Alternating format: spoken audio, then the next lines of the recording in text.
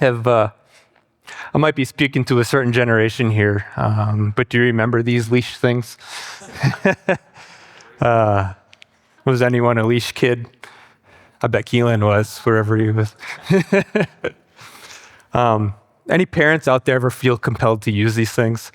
You turn around in the grocery store and your kid's gone. You're like, what the heck?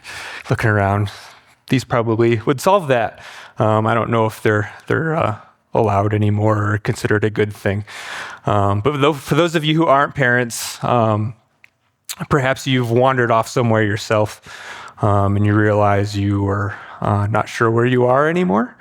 Or at least you're not where you intended to be, in the woods, or maybe it was just a back street in a city, or you're driving around some rural road in the middle of nowhere. Either way, in either of these situations, I think we can remember a moment of panic that might set in. Let's watch this clip from a popular Disney movie you should all recognize. So we see there a cartoon fish who crossed the ocean looking for their son. Let me tell you about a real search for a real little boy named Joey. It's the middle of the night.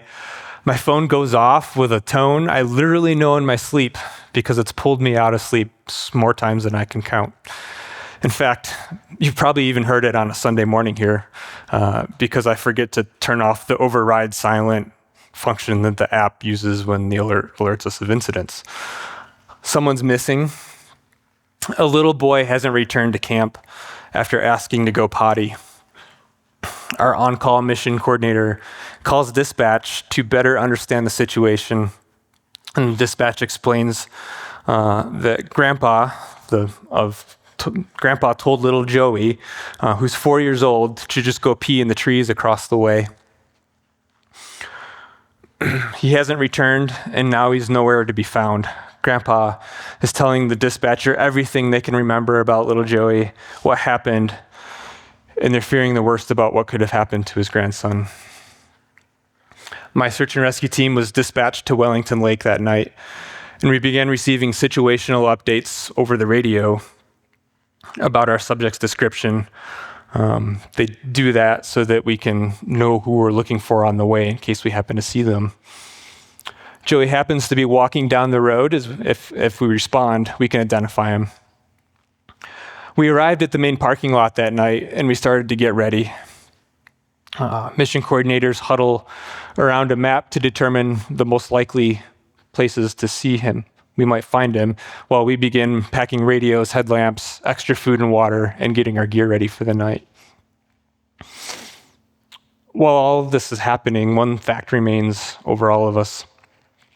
Somewhere out there in the dark is a little 4-year-old boy, scared, cold, probably injured, possibly, not knowing what to do, and probably thinking he's in big trouble. It's a mindset that children often have when they're lost.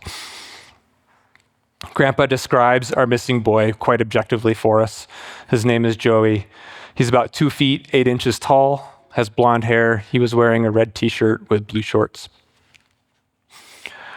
Grandpa then continues to explain that he and the boy had an argument early that day about where to go potty and how to do it appropriately in the woods, and what was and wasn't allowed. The other interesting fact about this situation at Wellington Lake was that it was happening at an organized festival called the Dragon Fest. It was a pagan celebration, some sort of festival where all kinds of things are going on, and interestingly enough, not all of those things required clothes. Needless to say, there are lots of people around, some of whom have all been doing their own searching for Joey around camp at the same time. And so we get our hasty team organized, and we begin to send the teams out in the field, and this is what you hear. Joey! Along with a pause. The technique is to yell as loud as you can in hopes that you're going to get a response from the person you're looking for. The first calls are out and trying to attract the attention of our little boy, but we don't hear a response. But our whole job, the entire reason our group of volunteers gets out of bed at 2 a.m, it comes down to one objective: Go and find them, bring them home. For those of you who may not know, this is one of the hats that I wear outside these walls. I am a mission coordinator for our local backcountry search and rescue team and field active member. The longer that I've done this, and the more that I read the Bible, it's become clear to me as I read one particular verse. There's a missional command there from God. In Luke chapter 19, we see the story of Zacchaeus, the tax collector, who Jesus found in the tree. The story goes and continues on, and later they find themselves in Zacchaeus' house. Jesus says something about why he came. It wasn't a sermon, it wasn't a parable, it was just a plain statement about his mission. He says this, "The Son of Man came to seek and save the lost." That's in Luke 19, verse 10. The Son of Man came to seek and save the lost. We're not making a clever comparison here or extracting something out of context. It's the reality of it. It's an actual literal biblical statement I don't think is open to interpretation. The mission of Jesus is a search and rescue operation. This is what I think is most noteworthy, though. He doesn't do it alone. He runs it with a team, and he always has. The team is the church. It's this church, and we are that team. If you belong to Jesus, you're on that team. I'm here to tell you that you have opted in. I also want to recognize that teams have lots of positions, and there's a role for everyone on the team, so we're not the ones out. You don't have to be the one out there yelling at the top of your lungs. There's plenty of support positions as well. There's at least two sides to our operation. First, the search. We're looking outwardly for people in need, looking for the lost. Then the rescue, coming for people who are hurting. This includes our neighbors, people we just met, and even those sitting in this room. The two things are not necessarily mutually exclusive. Let's start with a story that you and most any searcher who reads the Bible would recognize. Luke chapter 15, verses 4 through 7. Suppose one of you has 100 sheep and loses one of them. Doesn't he leave the 99 in the open country and go after the lost sheep until he finds it? And when he finds it, he joyfully puts it on his shoulders and goes home. Then he calls his friends and neighbors together and says, "Rejoice with me, I found my lost sheep." I tell you that in the same way, there will be more rejoicing in heaven over one sinner who repents than over 99 righteous persons who do not need to repent. A shepherd has 100 sheep and one wanders off, so he leaves the 99 and goes after the one until he finds it. On paper, the math is reckless. You don't leave 99 to chase one. As a business owner, I'd tell you to write it off, cut the loss.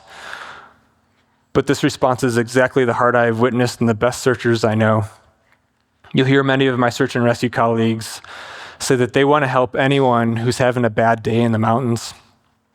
When the call comes in, we don't run a cost-benefit analysis of being on a human being. We don't judge what they did to get themselves there in the first place. Within reason, safety to ourselves first. We don't ask whether this person is worth the weather, worth the risk, or the lost time that we could be spent doing other things.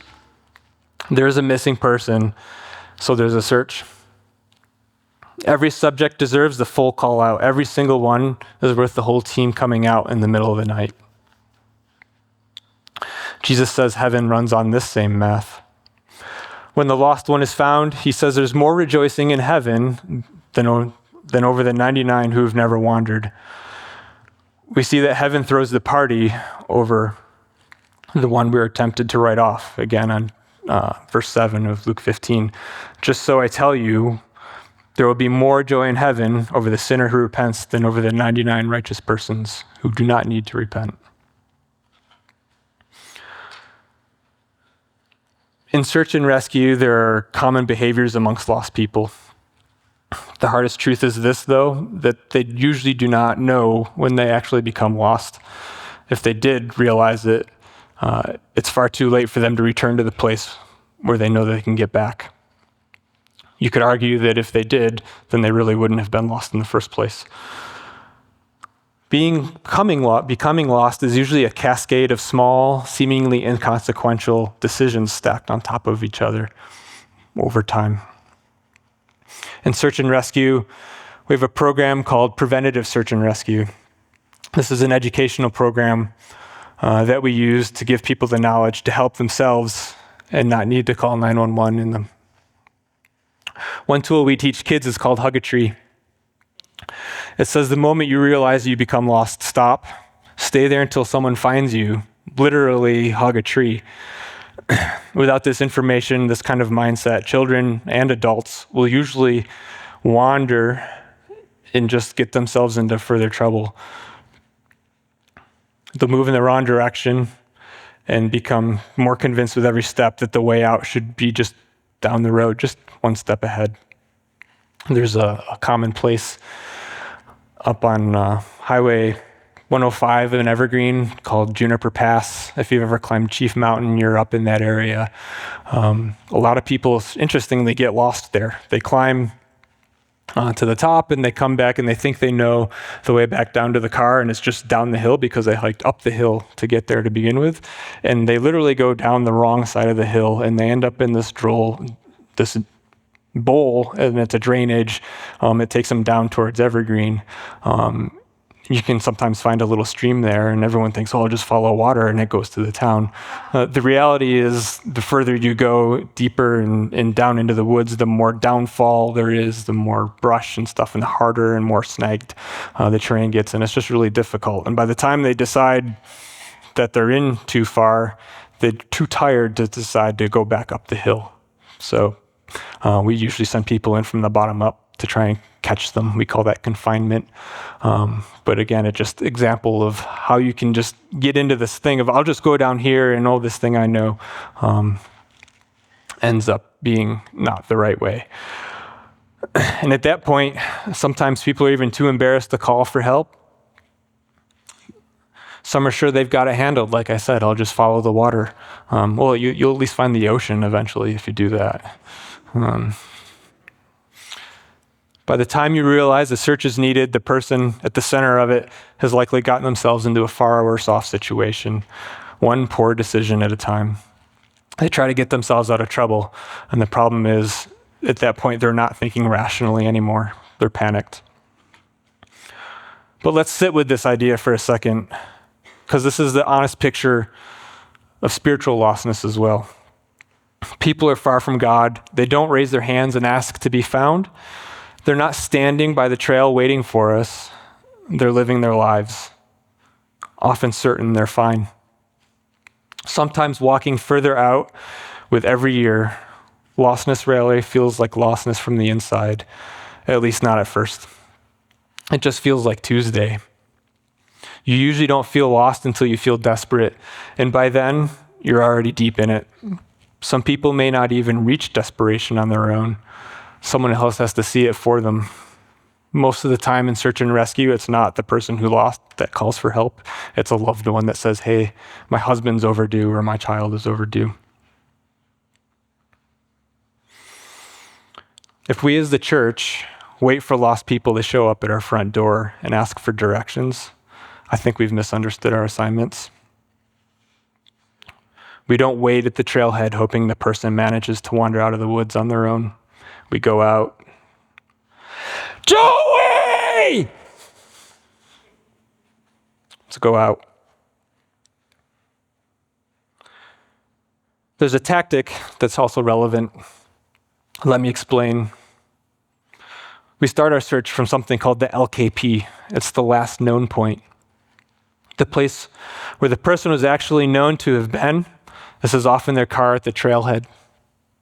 We don't start where they wish they were, where we wish they were, or they probably wish they were too. We don't start where it would be convenient for them to be. We don't just start looking at any random place either.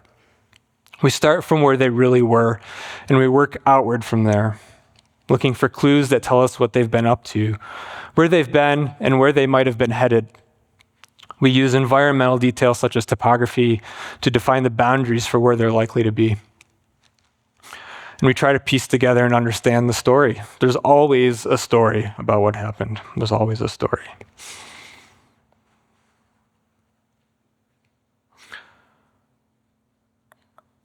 Let me be honest about what this costs, because I'd be lying if I made it sound clean. Searching at 2 a.m. is hard work. It's the bad weather work. It's the cold and the slow, and it's a lot of uncomfortable. Probably some of the most uncomfortable times in my life have been looking for people. And to be honest, you don't always find what you hope to find. I'm sure Jess can tell you too, my wife, that it can be really inconvenient for family life. It takes the support of your spouse, and everyone important to you. The number of times she's made me a sandwich while I'm changing clothes to run off to a mission 15 minutes before dinner has been served is beyond count. It's really frustrating to have to run out when you're just ready to eat and you're hungry. A church that genuinely looks outward will not always be a comfortable church. It will be a church that goes where the lost actually are. And God has strong words for the shepherds who don't do that. In Ezekiel chapter 34, verses 1-6, the word of the Lord came to me, Son of man, prophesy against the shepherds of Israel, prophesy and say to them, this is what the sovereign Lord says, woe to you shepherds of Israel, who take only care of yourselves. Should not shepherds take care of the flock?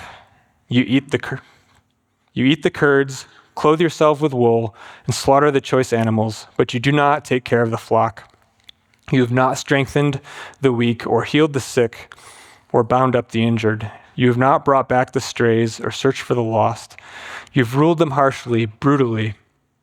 So they were scattered because there was no shepherd, and when they were scattered, they became food for all the wild animals. My sheep wandered all over the mountains and on every high hill. They were scattered over the whole earth, and no one searched or looked for them.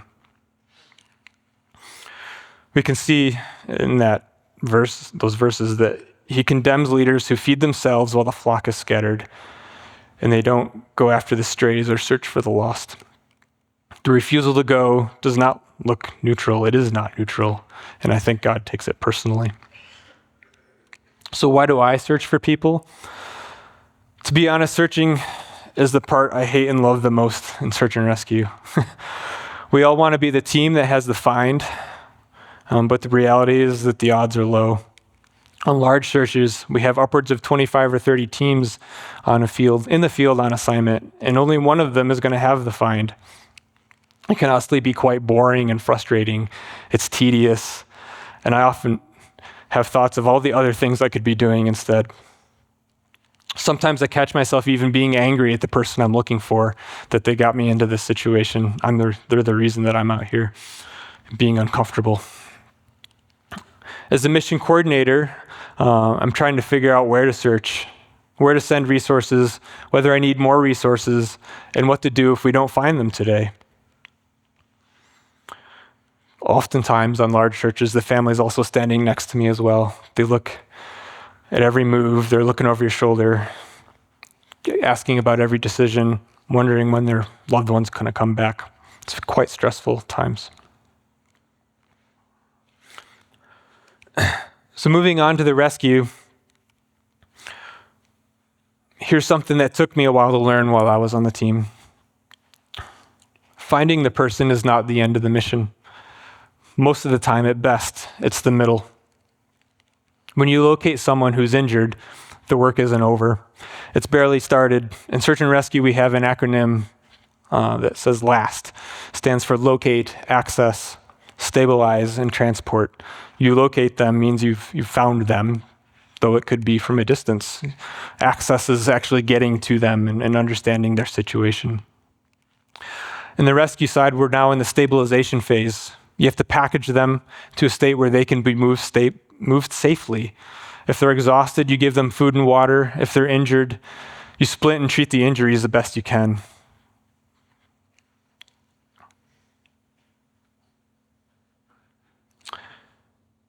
And then you have to hand them into the care that continues long after you've gone home. Finding is the moment everyone pictures in search and rescue, but the rescue is where the work gets done. In Luke chapter 10, verses 25 through 37, Jesus tells a story about exactly this. It's one of my favorite stories. Most of us heard of it, but we might have stopped paying attention to what it means. A man is beaten and left half dead on the road. Religious people see him and cross to the other side. The Samaritan, an outsider, the wrong kind of person in that story, stops. And watch what he actually does, because it's a complete rescue. He bandages his wounds. He puts the man in his own ambulance, aka a donkey or a horse, and carries him and brings him to the inn. And then he pays the innkeeper to keep caring for him after he leaves, and promises to cover whatever it costs. I think this last part is where the capital C church most often skips. It's the aftercare. We'll stop for the dramatic part. We'll bandage them on the side of the road, but we're not always there for the long, unglamorous bill at the inn. Real rescue includes who is going to care for this person next week, next month, stabilize, carry, and then make sure the care continues. There's another biblical example that helps our analogy as well. In fact, it's the clearest picture of teamwork I know in the Gospels, in Mark chapter 2. A man who cannot walk needs to reach Jesus, but the house is so crowded that there's no way in. So his 4 friends literally carry this guy up on a mat in the roof, and they dig through the roof and they lower him down. And it's just funny. I just can't imagine what that would have been like.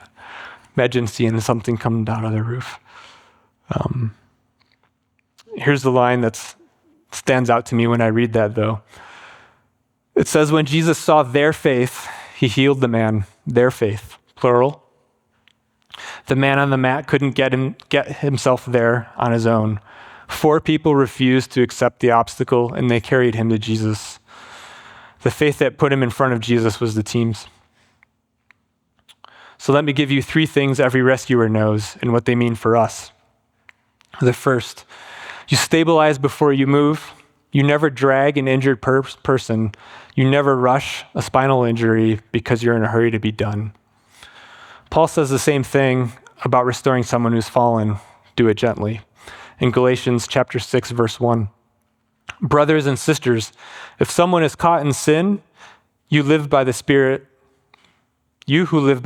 should restore that person gently. But watch yourselves, you also may be tempted. Emphasis there, I think, on gently. The hurried, careless rescue can do more damage than the original incident. Second thing, nobody carries the litter alone.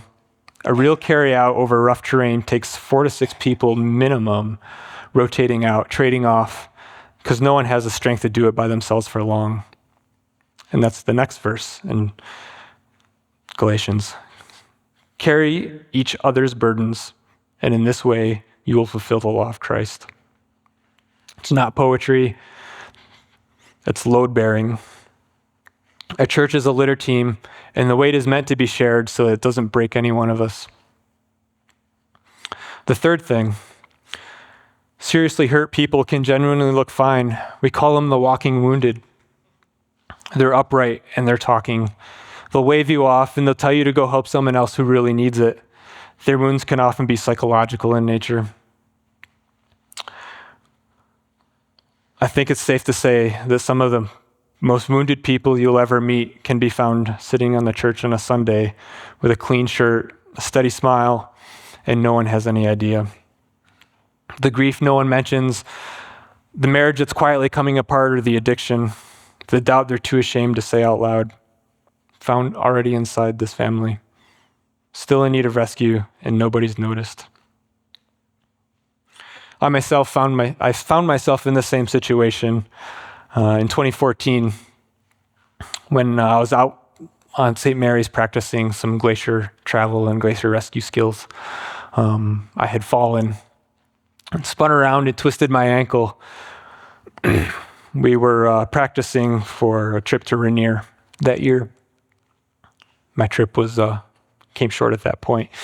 But it was in our first due response area for my own search and rescue team. And the last thing I wanted to do was call my own team or call 911 because I knew that they were the ones that were going to come get me. But it's funny if you flip it around, and when I flip it around, like if any of my team members called for help, I'd drop everything, right? So to be ashamed of asking for help at that point is the furthest from what the reality of what the team is there for. So I've given you two halves this morning. The search out there, the rescue in here, looking outward and looking inward, as if there are two jobs from two different kinds of people. They're not. It's the same heart. The God who leaves the 99 to chase the one is the same God who bends down to bind up the wounded.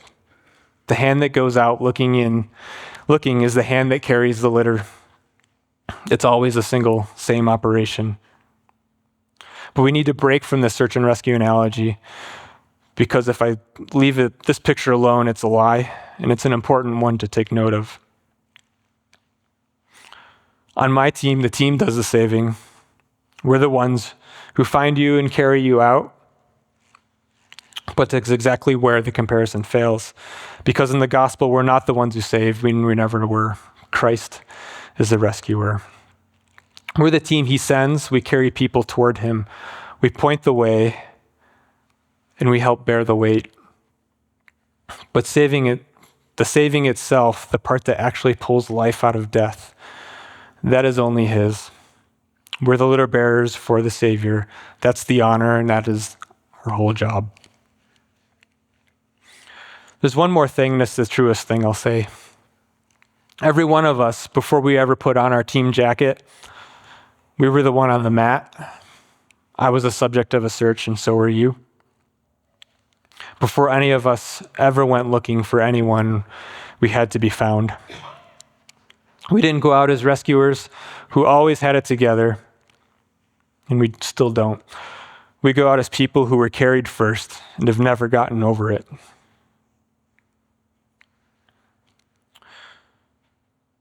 Let me tell you about the moment in this work that I'll never get tired of. It's not the find. As good as that is, it's the reunion. It's the moment you bring someone back and hand them into the arms of the people who've been awake all night, certain they'd lost them. Nobody is composed at that moment. Nobody's checking the time. There's just relief, and there are tears, and there's a joy that doesn't know what to do with itself. That's the exact That's the exact picture that Jesus reaches for. When the lost one is found, he says, heaven cannot contain itself. There's a party. The whole point of the search was always the reunion. The whole point of the rescue was always to get someone home. Let's go back to Joey. It turns out on that cold night in 2009, it was actually my very first mission on the team. So I was even a probationary member then. I and my partner were the ones that actually did have the find. We found Joey nowhere near where anyone thought he would be found. Of course, he was banged up, bruised, scraped up, but he was definitely ready to be found. Was very happy to see us.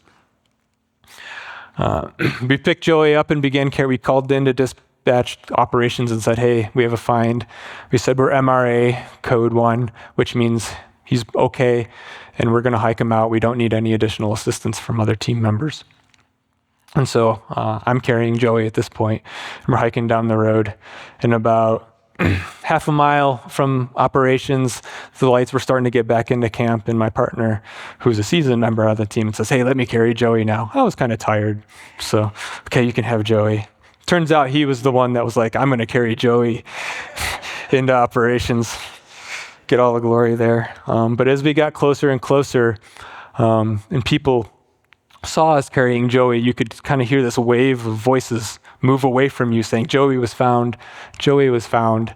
And the crowds were gathering alongside the road in this big meeting, group festival thing that was going on.